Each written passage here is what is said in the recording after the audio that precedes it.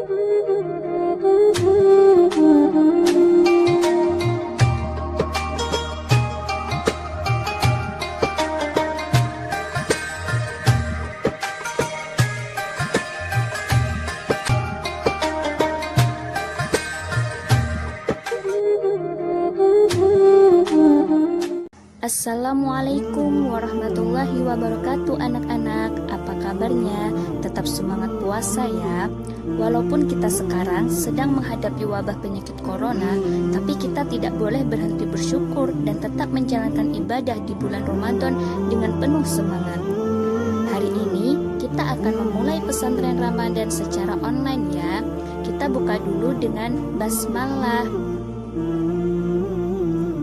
Anak-anak yang soleh-solehah, beribu tahun lalu Allah sudah memerintahkan pada kita untuk melaksanakan puasa di bulan Ramadan seperti yang tertulis dalam Al-Quran surat Al-Baqarah ayat 185 yang berbunyi, Syahru Ramadan alladhi unzila fihi al-Qur'an hudan lin-nasi wa bayyinatin من الهدى والفرقان فمن شهد منكم الشهر فليصمه ومن كان مريضا أو على سفر فعدة من أيام أخر يريد الله بكم اليسر ولا يريد بكم العسر ولتكملوا العدة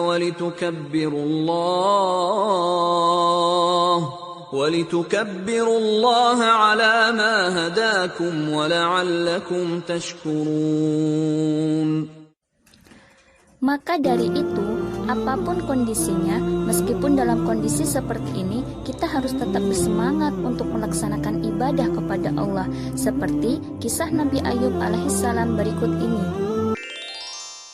Kisah Nabi Ayub alaihissalam, kesabaran yang berbuah nikmat. Kisah Nabi Ayub alaihissalam disebutkan dalam Al-Quran sebanyak 4 kali. Salah satunya dalam surat Shad ayat 41 hingga 44. Dalam kisah ini kita akan menyaksikan kesabaran Nabi Ayub yang diberi cobaan oleh Allah Subhanahu wa Ta'ala berturut-turut, kehilangan harta benda, anak-anak, dan menderita penyakit di sekujur tubuh. Nabi Ayub hidup di sebuah daerah bernama Haran di sekitar Syams bersama istri dan anak-anaknya. Ayub alaihissalam adalah seorang nabi yang sangat kaya raya di negerinya. Beliau memiliki lahan pertanian yang luas dan hewan ternak yang banyak. Dengan semua harta benda yang dimilikinya, Nabi Ayub tidak lupa bersyukur kepada Allah Subhanahu wa Ta'ala. Beliau selalu mempergunakan hartanya untuk kebaikan, seperti bersedekah dan memberi pekerjaan kepada orang yang membutuhkan.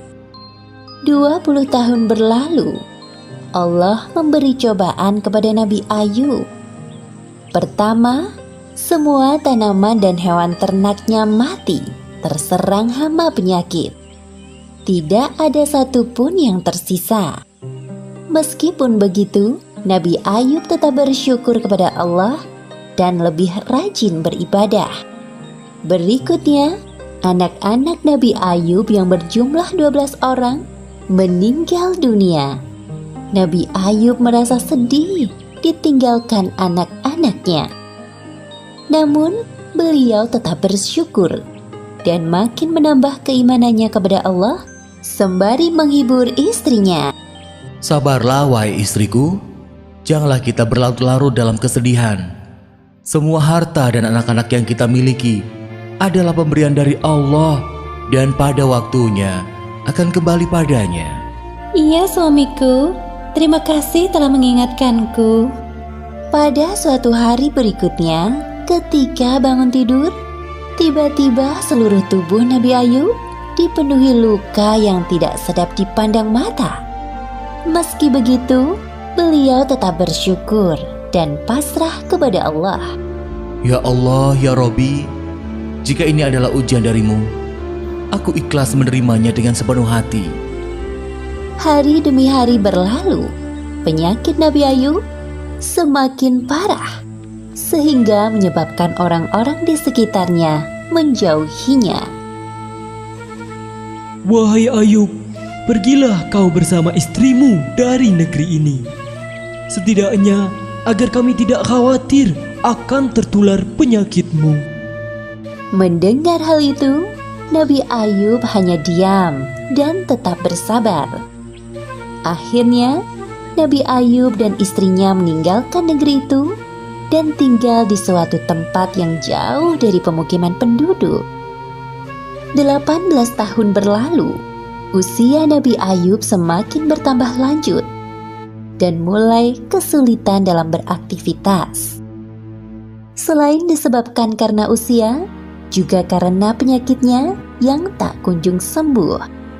Setiap hari Nabi Ayub selalu bersabar dan berikhtiar sampai semua hartanya habis. Hal itu menyebabkan Nabi Ayub dan istrinya hidup serba kekurangan. Meskipun begitu, Rahmah, sang istri, sangat setia mendampingi beliau. Wahai suamiku, engkau adalah seorang Nabi Allah. Pastilah Allah akan mengabulkan doamu jika engkau meminta kesembuhan. Aku merasa kasihan melihatmu kesulitan dalam beribadah. Maafkan aku kalau lancang berkata seperti ini. Wahai Rahmah, istriku, ingatkah kau berapa tahun kita hidup dalam kenikmatan? Kurang lebih 20 tahun, wahai suamiku. Sebenarnya aku amat malu meminta kepada Allah. Kita ini diuji kurang dari 20 tahun sudah mengeluh seperti ini. Hari demi hari, penyakit Nabi Ayub semakin parah dan mempersulitnya untuk beribadah. Ya Allah yang Maha Penyayang, ketika Engkau memberiku ujian, aku coba bersabar menerimanya. Namun, jika ujian itu mempersulit ibadahku kepadamu, maka kiranya Engkau angkat penyakitku, ya Allah. Seketika itu, terdengar suara dari langit, seperti yang disebutkan dalam Al-Quran surat Shad ayat 42. Allah berfirman, "Hentakkanlah kakimu, inilah air yang sejuk untuk mandi dan minum." Saat mendengar suara itu, Nabi Ayub bangkit dari ranjang dan menghentakkan kakinya ke tanah. Lalu muncullah air. Kemudian ia gunakan air yang memancar itu untuk mandi dan minum. Seketika itu, hilanglah semua penyakit dari badan Nabi Ayub. Ketika itu, istri Nabi Ayub yang baru masuk ke dalam rumah kaget melihat sosok laki-laki di dalam kamar Nabi Ayub. Maaf, Anda siapa? Apakah Anda melihat seorang laki-laki yang sudah lanjut usia terbaring di atas ranjang ini? Laki-laki itu berbalik badan dan berkata kepada Rahmah, Wahai istriku, tidakkah kau mengenaliku? Engkau Ayub? Benarkah engkau suamiku Ayub? Benar, wahai istriku, aku Ayub suamimu.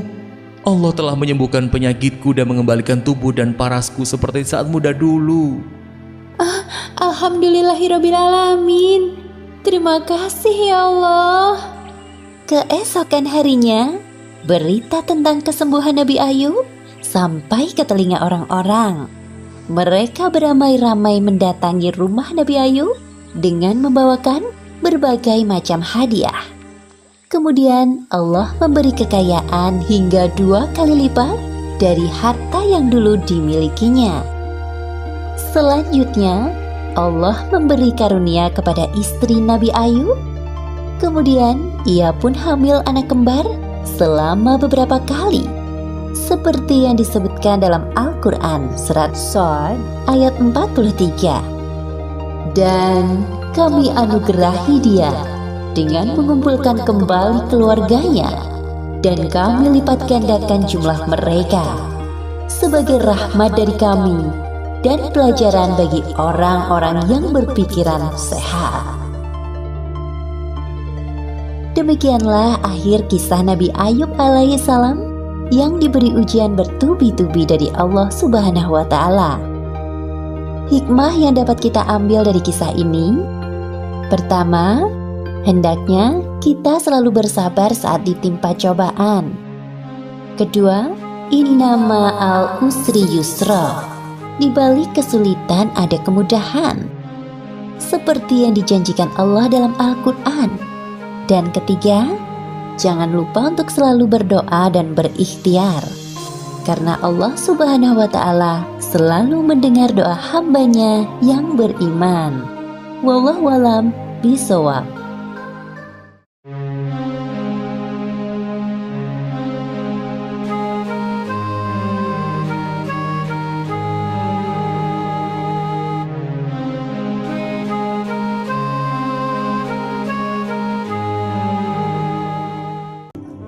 Nah, sekarang siapa yang bisa menyebutkan hikmah dari kisah Nabi Ayub tadi? Nah, jika semuanya bisa, sekarang silahkan tulis hikmah dari kisah Nabi Ayub alaihissalam ya. Ustazah tunggu jawabannya. Selamat menjalankan ibadah di bulan Ramadan ya anak-anak yang soleh soleha.